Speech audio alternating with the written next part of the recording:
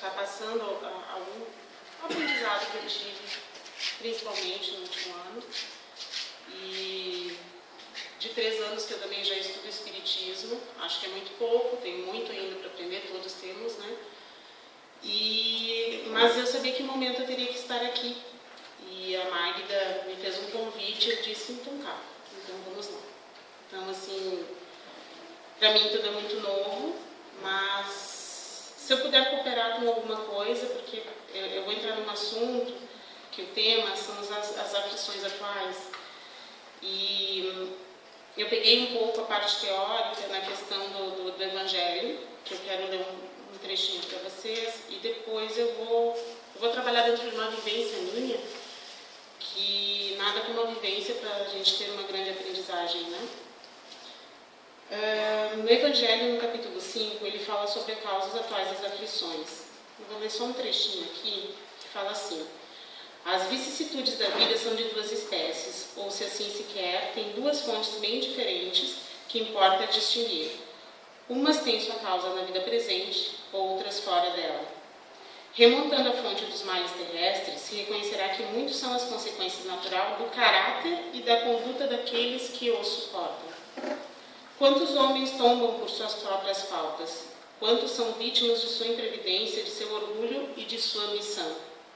Quantas pessoas arruinadas por falta de ordem, de perseverança, por má conduta e por não terem limitado seus desejos? Quantas uniões infelizes, porque são de interesse calculado ou de vaidade, com as quais o coração nada tem?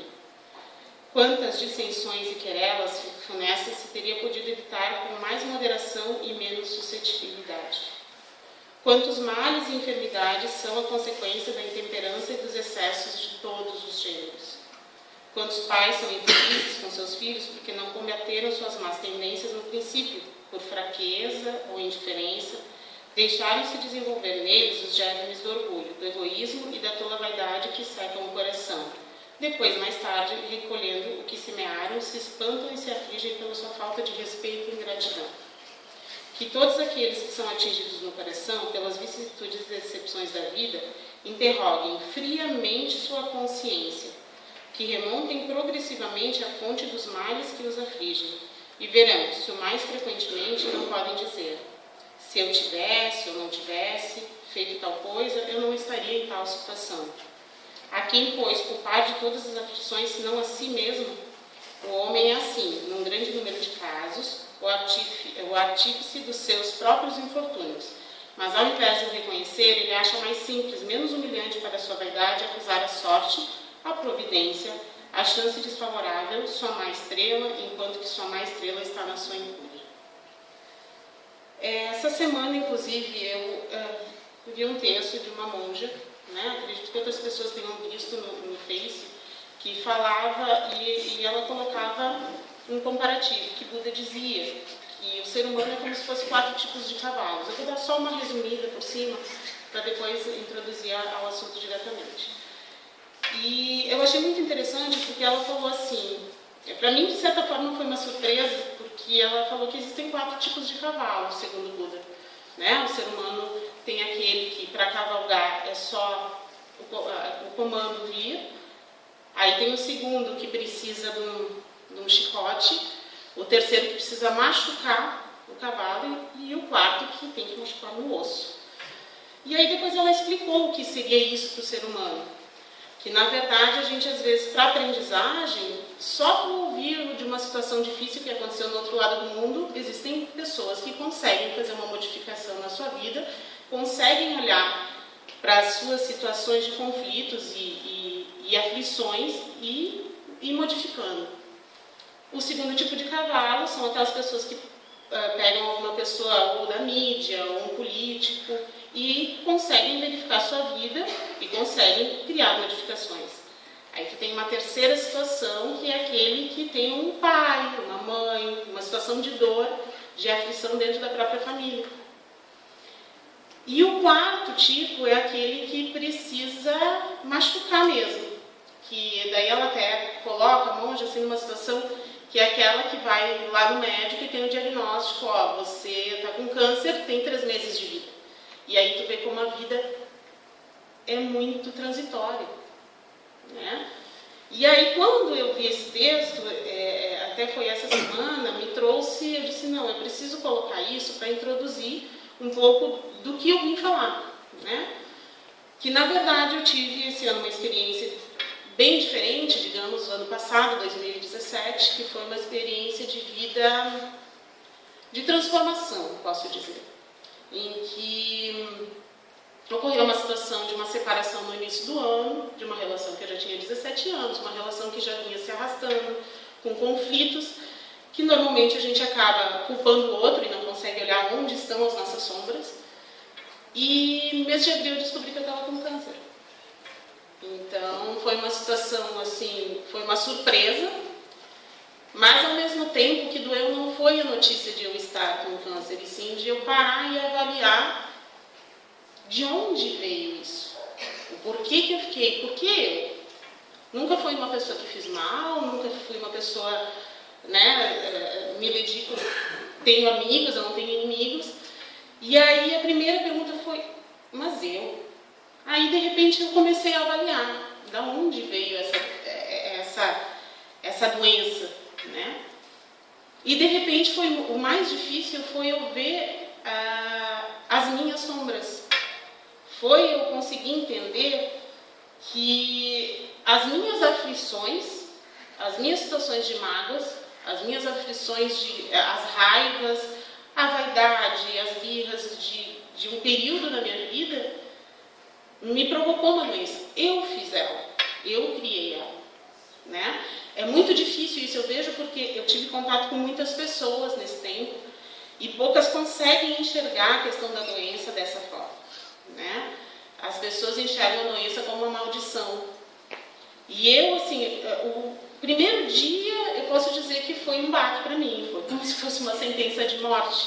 E ao mesmo tempo, eu comecei a criar um conflito e dizer assim, tá, mas a morte não existe, a gente é espírito. Então, assim, não é uma finalização, todos iremos morrer. Então, o que eu posso tirar disso? Eu aceitei a questão da doença como um processo de cura das minhas aflições. Então, o processo se iniciou, eu me permiti estar passando por aquilo, eu ainda estou me permitindo, porque eu estou, digamos assim, hoje seria minha última quimioterapia. E aí eu acabei deixando para a próxima semana para finalizar, eu estava pensando se ia fazer ou não, mas eu vou finalizar. Mas foi um processo foi um período de muita aprendizagem. Foi um período em que eu me aproximei de muita gente que eu não sabia nem que eram meus amigos. Conheci pessoas incríveis, sabe? Eu cheguei na médica no primeiro dia, na oncologista, que hoje é minha oncologista, eu fui em vários, estava meio perdida, não sabia o que fazer, sempre fui uma pessoa muito independente. E naquele momento eu estava sozinha praticamente, né? Com os meus filhos, eu moro longe de família. E de repente eu dou de cara com uma oncologista, ela me diz assim, cadê o resto? Eu, que resto? O resto da família. Eu disse assim, mas a doente sou eu. A família não precisa estar aqui. E ela ficou muito assustada, até ela me falou esses dias, né? Que a impressão que ela teve é que eu não estava me dando conta da gravidade da situação. E o que eu expliquei para ela foi que não foi que eu não me dei conta, eu sabia que era grave. A diferença é que, assim, tu tem duas opções quando tu tem uma doença. Ou tu aceita a doença, ou você vai lutar contra ela. Eu aceitei de uma forma como realmente uma grande aprendizagem para mim, sabe? Eu acho que realmente foi uma transformação gigantesca, tanto para mim quanto para as pessoas ao meu redor. As pessoas iam até a minha casa para me consolar e saíam consoladas. As pessoas olhavam, mas você não tem cara de doente. Eu disse, mas e por que eu tenho que ter cara de doente? Por que eu preciso sofrer? Eu já fiz isso. Eu já sofri por causas que não tinha motivo. Por picuinhas de vida, por conflitos de relação, por situações de vaidade, de orgulho, que isso é o que dói. A doença é só a cura. A doença, eu transformei ela dentro de mim por falta de perdão, por falta de amor, por falta de humildade. E esse reconhecimento é o que foi duro. É tu reconhecer reconhecer que tu tem muitos defeitos. Que se estamos aqui é porque temos os defeitos, né? Porque somos imperfeitos. E aí, nessa situação toda, é tu conseguir enxergar que o processo está se iniciando ali. E que existem, sim, obstáculos. É óbvio que houveram dias que eu estava no quarto e eu chorei e eu disse assim, poxa vida, mas por que tem que ser tão duro? E aí, no dia seguinte, eu levantava, não, essa é a minha luta. Cada um tem a sua. E eu assumi ela. Assumi de uma forma muito tranquila. Minha mãe acabou vindo para cá. Minha mãe, nós tínhamos muitos conflitos de época de adolescência. E aí eu acabei vindo morar aqui, já estou há 17 anos aqui. E ela veio ela passou 6 meses. Ela foi embora semana passada. E eu digo que foi uma relação muito linda entre eu e minha mãe, porque a gente se redescobriu. E minha mãe mudou muito, assim como eu mudei muito. Isso tudo para mim foi muito incrível, porque as pessoas realmente a teu entorno acabam se modificando muito mais do que tu. Eu vejo assim, casais de amigos meus revendo as relações. Eu tive uma amiga que disse, Gabi, eu não quero ficar doente que nem tu, eu quero mudar. Eu disse, então faça isso. Não deixe chegar a esse ponto. Por quê? Porque sofre por vaidades, por orgulhos. São as tais das aflições que a gente cria aqui, nessa vida. Existem aflições anteriores, de outras vidas, mas não é o caso. Hoje, nós, seres humanos, todos nós viemos com uma questão de imperfeições. E aí que é a questão, assim, essa questão da reforma íntima que se fala muito dentro do Espiritismo, da questão de a gente reconhecer as nossas falhas, é muito difícil. É muito difícil tu olhar e tu descobrir que não foi a birra da outra pessoa, do teu companheiro, que fez que acabou a relação, mas sim a tua birra também, que foi o teu orgulho também. Então não é muito fácil reconhecer isso, não. Mas no momento de uma doença grave, tu tem que olhar para isso. Não tem como. Porque se tu não olha para isso, o processo de cura não acontece. Então, para mim, tudo foi muito rápido. Eu descobri dia 15 de abril, dia 25 de abril eu senti a primeira dor, porque eu não tinha dor, né? E aí eu fiz a cirurgia rapidamente. Eu fiz a cirurgia. 2 meses depois eu confirmei que eu tinha uma metástase no fígado. Aí eu disse, mãe, vamos embora. Fui a Blumenau, fiz a cirurgia do fígado. Estou terminando agora, semana que vem, o tratamento de quimioterapia. E há um mês atrás, a minha médica disse assim, sim, doutora, mas tu não fala mais comigo? Ela disse assim, Gabi, a primeira vez que você entrou no meu consultório, você era uma paciente muito grave. E você não estava entendendo. E hoje eu olho para ti e tu entendeu qual é o teu processo. Tu entendeu que o câncer não é uma sentença de morte. E sim, é uma sentença de cura. De cura de teus problemas espirituais, de teus problemas psicológicos, das tuas aflições do dia a dia. Então, assim, para mim foi muito fácil. Foi muito fácil eu acabei tendo que me afastar um pouco da questão do estudo espírita, por uma questão de tempo, de logística, mas ao mesmo tempo tu olhar que tu pode ter prioridades na tua vida muito mais importantes do que hoje eu não estou a fim de lavar louça, ou briguei porque o filho chegou tarde em casa, ou o marido chegou tarde, sabe? Eu acho que existem coisas muito mais importantes do que algumas brigas pequenas. E a gente só se dá conta disso quando realmente vem uma paulada, quando a gente leva no osso. Eu, pelo menos, precisei disso. E eu sempre falo assim, se eu puder mostrar para os outros que pode ser um pouco mais de leve e que depende da gente isso, é melhor, sabe? Para mim, é porque a minha forma de ver, eu vi durante esse período pessoas que eu acabei fazendo amizade e pessoas que morreram nesse período. Pessoas que realmente olhavam o câncer como uma maldição. Mas eu também conheci algumas pessoas que não olhavam dessa forma, e sim que olhavam como um processo de cura, como um processo de evolução do ser humano. conflitos que tu não consegue, aflições que tu não consegue trabalhar, vão se transformar de uma forma ou de outra em algum tipo de doença física, né? Na minha situação, realmente foi uma situação mais do extremo, né? Foi uma doença mais difícil, uma doença que realmente é um tratamento, hoje é considerado câncer como uma doença crônica, como se fosse uma diabetes, tu tem que estar sempre, né, cuidando, né, da doença, e é assim que eu quero prosseguir, é dessa forma que eu vejo, e se eu puder levar para as pessoas, eu conversei com muita gente, assim, dentro quando tu faz a quimioterapia, em todos os procedimentos que eu fui, seja botar um catéter, seja fazer um exame mais difícil, um exame com contraste, todas essas situações eu fui sorrindo. Porque pelo menos existem algumas coisas na medicina, a medicina está tão avançada que a gente pode tentar ver algumas soluções. Então, para mim, ir lá e ter que botar um catéter, eu fui rindo. Depois eu saí de lá e disse, poxa vida, não achei que eu ia ter que ir para o centro cirúrgico. Mas eu fui de peito aberto. Eu disse, não, vamos, é esse o caminho, a gente tem que prosseguir por esse caminho. Mas eu vi muita gente no caminho, assim, ó, eu cheguei na quimioterapia o primeiro dia, eu disse, tá, vamos embora. Vamos começar de uma vez, tem que começar, vamos começar. Aí uma amiga minha, que ela já foi minha terapeuta, ela disse, Gabi, não olha para aquele líquido como se fosse um veneno. Olha que aquilo seja uma luz, que seja uma cura. E dessa forma as pessoas que estavam junto comigo foram me direcionando também, em olhar como um processo de cura.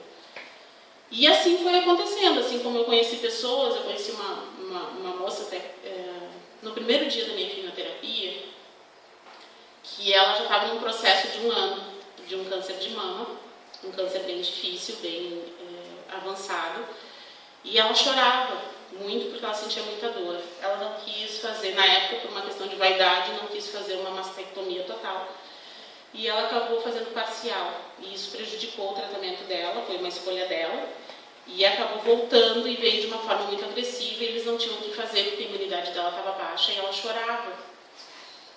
E para mim ela foi o primeiro contato com uma pessoa que tinha o câncer, e ela me mostrou o peito dela, e eu fiquei meio aterrorizada, mas eu respirei fundo e pensei, não é, eu estou dentro desse contexto também, e isso não pode ser algo que a gente veja como uma coisa tão anormal. E eu fui conversando com ela, ela se acalmou, ela saiu de lá sorrindo. Até uma outra senhora que estava acompanhando o marido, me perguntou, você é terapeuta? Eu disse, não. Mas como é que eu consegui acalmar ela? Eu disse, não é que eu consegui acalmar ela, é porque eu não consigo ver o câncer de uma forma como uma maldição, que é o que a maioria das pessoas vê. Teve um dia até aqui, eu acho que numa das palestras, que eu vi uma moça perguntando como a família vai lidar com isso. Porque realmente na minha família eu senti muitas vezes eu consolando a minha família. Sabe, as pessoas choravam, iam lá, minha mãe chorou algumas vezes, eu dizia assim, mãe, tá tudo certo. Porque nem sempre a gente está, às vezes a gente está cansado, às vezes baixa a imunidade, e a gente tem que respirar fundo. E eu dizia, mãe, tá tudo certo, a gente vai dormir, amanhã eu tô bem. E no dia seguinte eu estava bem, porque essa era a minha proposta.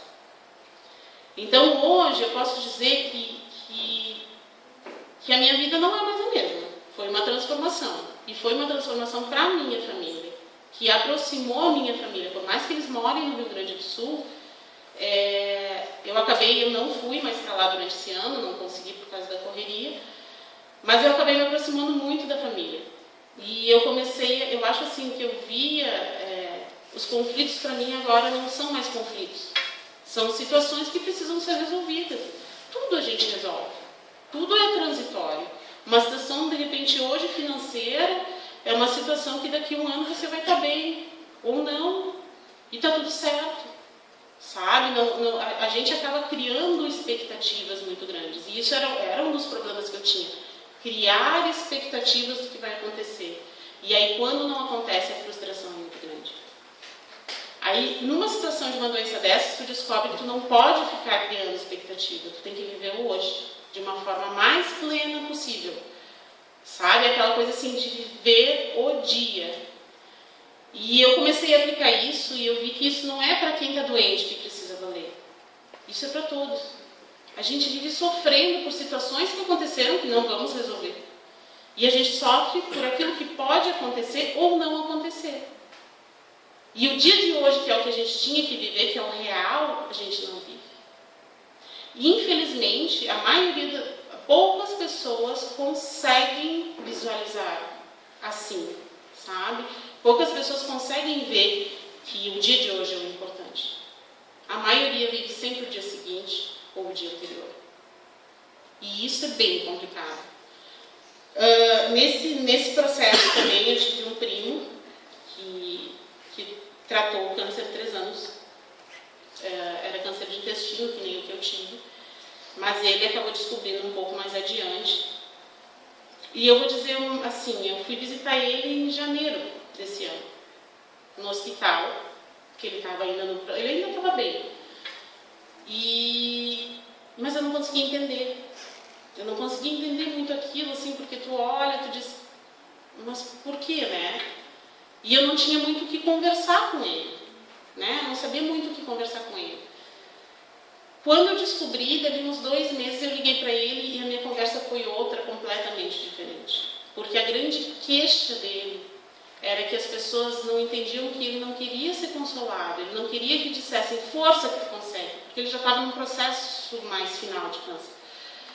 O dele ele descobriu depois de 1 ano, então eles não conseguiram fazer uma retirada total e aquilo acabou crescendo. E ele disse assim, eu só quero que as pessoas estejam comigo, minha família esteja comigo e diga, estou contigo, estou aqui te dando a mão. Só que aí eu entendi ele, porque eu passei por esse processo. Lutar, a gente luta dentro das nossas possibilidades, porque cada um é um, somos seres humanos diferentes. Então assim, eu compreendo que a minha forma de ver a questão da doença é muito diferente da dos outros. Se eu puder cooperar com alguém para trabalhar com isso, para de repente a família ver de uma forma diferente, é o que eu mais quero. Mas talvez não seja uma coisa que eu vou alcançar para todos, né? Agora, cada um tem o seu processo. O meu primo teve um processo um pouco diferente, mas no final ele chegou de uma forma muito mais leve. E ele só conseguiu fazer a passagem, ele só conseguiu desencarnar depois que ele saiu da casa da família, que a família não queria que ele desencarnasse, e ele veio para Santa Catarina.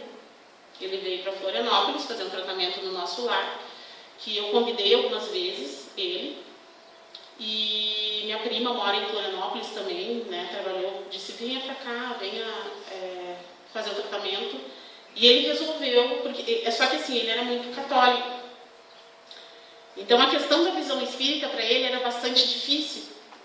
Por mais que a namorada dele, que foi quem levou ele no médico, ele começou a namorar 2 meses depois, descobriu o câncer e ela acompanhou até o final do processo. Por mais que ela dizia, vamos por esse caminho, ele deixava, mas ele tinha assim, mas minha mãe era católica.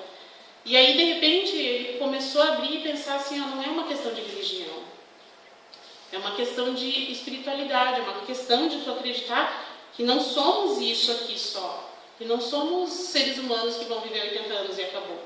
Existe algo mais. Aí quando ele começou a se dar conta disso, ele disse, eu vou para Santa Catarina. Ele chegou aqui no domingo, e aquela semana eu estava fazendo quimioterapia, e eu disse para a mãe, sexta-feira nós precisamos estar lá. Aí a minha mãe estava aqui comigo, ela disse, tá bom. Aí eu fiz a quimio, na quinta-feira eu liguei para minha prima, ela disse assim, Gabi, ele está na UTI. Ele veio no domingo assim, eles botaram um colchão atrás do carro, a namorada e o filho, e trouxeram ele a Florianópolis, porque ele queria muito, e ele tinha muita dor, muita dor. Ele chegou aqui no domingo, a dor parou, e ele dormia. E aí esse processo foi indo, na quarta ele foi internado, na quinta eu estava indo tirar químio, que eu fico 2 dias, fico 48 horas com infusão de químio, e ele chegou e ele acalmou. E na sexta-feira, quando eu estive no hospital, ele chegou a acordar. E ele tem 4 irmãos. A mãe dele faleceu também de câncer. E eu falei para eles, ele está esperando todos vocês virem, mas não é virem para pedir para ficar. Ele queria, era o carinho dos irmãos. E aí um dos irmãos que não ia vir resolveu vir.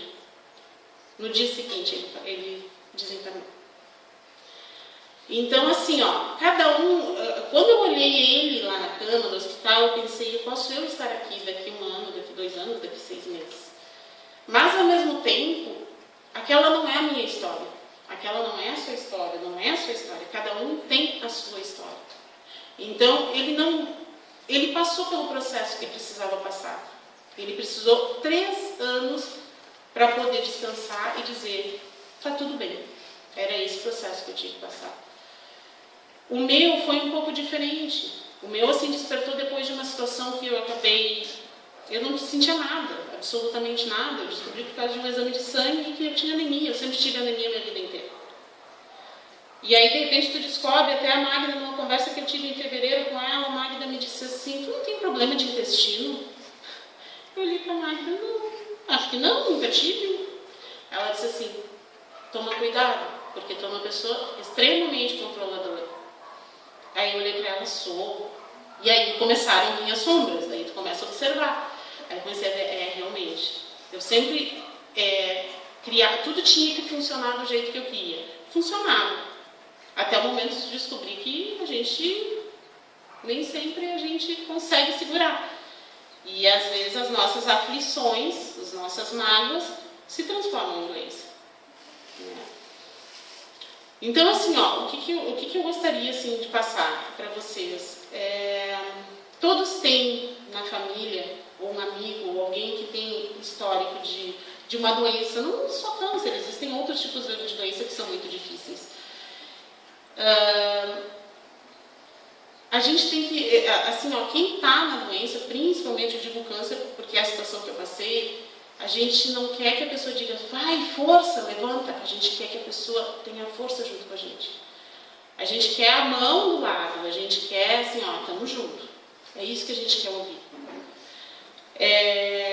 Porque é difícil, sabe? Existem situações difíceis, existem situações que tu te olhas e as pessoas, nossa, mas tu não tem cara de quem tem câncer. Eu disse, mas câncer não tem cara, gente. Existem alguns tipos de tratamento que realmente acaba caindo o cabelo e tal, uma situação ou outra, mas ela não precisa ter a cara. Eu conheci pessoas que tipo assim, tiveram câncer de mama e ninguém disse que teve. Tem outras pessoas que se entregam à doença. Cada um tem a sua história, cada um tem a forma de passar. Não digo que uma está errada, não, ninguém está errado.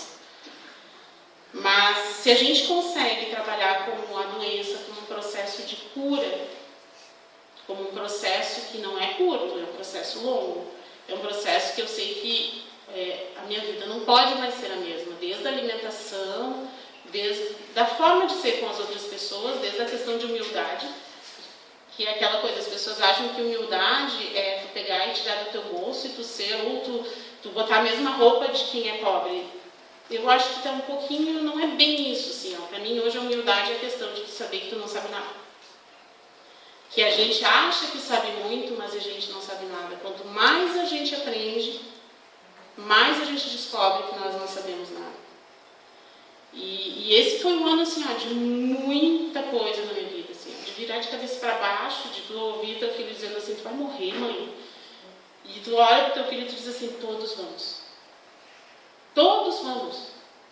Não sei se vai ser esse ano que vem, daqui 10, 20 anos. E eles trabalharam muito bem com isso, sabe? Eles não... Claro, passou pela cabeça, teve alguns momentos que eles vinham assim, minha filha tá ruimzinha e tal.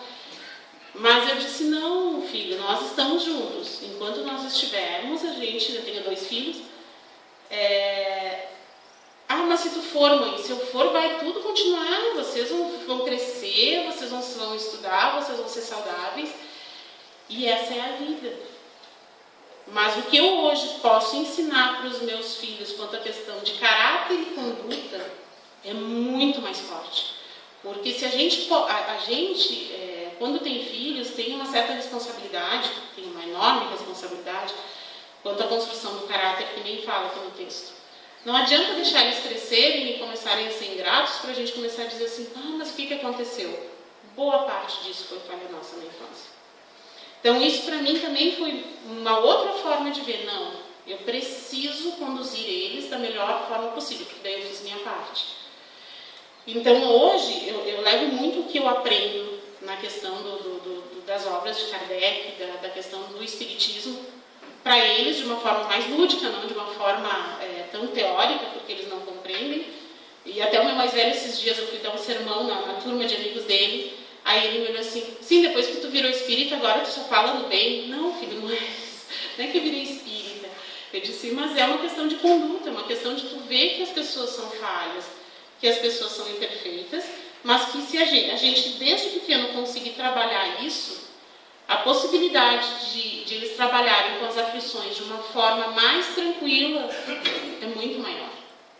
Né? Então, assim, a gente tem essa responsabilidade com os filhos também, com os netos, com as crianças em geral, né? A questão de escola, porque realmente, assim, eu sei que minha mãe me criou, como eu falei, da melhor forma possível. Mas, assim, eu nunca ouvi na minha casa essa questão dessas aflições. Por que a gente sofre? Por que a gente tem tanta dificuldade de pedir perdão? E uma das primeiras coisas que eu fiz, depois que eu descobri o câncer, também foi ligar para o meu ex-marido e pedir perdão para ele. E ele me disse, mas você está pedindo por quê? Eu disse assim, eu estou pedindo perdão pelas vezes que eu fiquei com muita raiva de ti, pelas vezes que eu queria que tu, sabe, se destruísse, pelas vezes que tu não me fez carinho e que eu achei que tu tinha que ter me feito, mas eu não pedi. E então eu precisei pedir isso. E no momento que eu fiz isso, eu realmente me libertei completamente de todos os conflitos que nós tivemos. É difícil, o perdão é muito difícil. Todo mundo sabe aqui que pedir perdão é muito difícil. Mas o mais difícil é a gente se perdoar. Porque essa foi outra coisa que eu descobri, que o meu maior problema não era não perdoar algumas coisas erradas que aconteceram durante a relação, e sim eu não me perdoar por estar mantendo uma relação que eu não queria mais. Que eu dizia, eu acabava culpando ele por uma indecisão minha. Eu queria um recomeço, eu queria um outro caminho, eu já estava vindo na questão do espiritismo, eu já tinha uma visão diferente, a gente criou caminhos completamente diferentes. E ninguém estava errado. Eu fiz o meu caminho e ele estava andando no caminho dele. E isso tudo é uma liberdade. Quando tu pede perdão e quando tu se perdoa, que dá um bem-estar, uma paz interior assim gigantesca. Então hoje eu vejo que 2018 para mim é um recomeço, é um renascimento para mim, porque eu passei por todo o processo que eu nem vi passar. O ano de 2017 assim passou muito rápido, as coisas foram acontecendo, eu deixei as coisas acontecer, eu não quis controlar mais as coisas, porque nós não temos controle. Eu deixei as coisas acontecer, os sinais vieram, tudo decorreu da melhor forma possível. E tem muitas outras coisas assim que eu acho que aprendizado. Tem um textinho que eu queria passar para vocês, que eu acho que finaliza muito o que eu estou falando, que é de uma obra de Joana de Ângeles, que é sobre iluminação interior. Ele nos diz que não sofrer é uma pretensão utópica no atual estágio de evolução da humanidade. No entanto, muitos sofrimentos podem ser modificados se as pessoas compreenderem por que eles existem e alterarem sua conduta diante deles, dispondo-se à renovação, pois a felicidade não é a ausência de dor, mas a perfeita compreensão da sua finalidade. Gente, eu acho que é isso que eu teria para falar para hoje. Agradeço a espiritualidade presente, agradeço a vocês ouvirem um pouquinho. E sempre que de repente alguém tiver alguma situação, isso é uma coisa que eu vou me colocar à disposição, de às vezes alguma pessoa está passando por uma situação dessas. Eu vejo que hoje eu tenho bastante chão, que eu posso estar, às vezes, falando com uma pessoa, com uma mãe, ou às vezes quem está passando pelo processo, que eu me coloco à disposição de conversar e de esclarecer, porque eu pesquisei muito durante todo esse processo, e eu acho que existe um equilíbrio muito importante, que é corpo, mente e espírito.